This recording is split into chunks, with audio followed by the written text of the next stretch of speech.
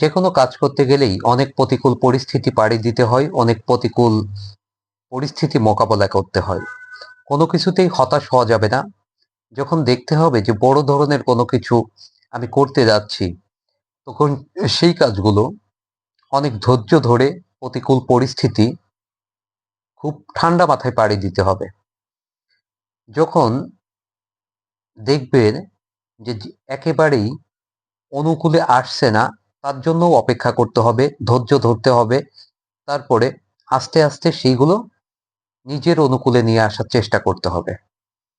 এই যে ন্যাচারাল বিষয়গুলো, এই বিষয়গুলোই অ্যাকচুয়ালি আমাদের জানতে হবে। এই ট্রিক্সগুলো দিয়ে অনেক বেটার কিছু করা যায়, অনেক অনেক বেটার, যা আপনার জীবন পরিবর্তন করে দিতে পারে একেবারেই। সুতরাং ধৈর্য ধরুন, পরিস্থিতি মোকাবেলা করুন, একেবারে সুন্দরভাবে অনুকূল পরিবেশের জন্য অপেক্ষা করুন। ওকে।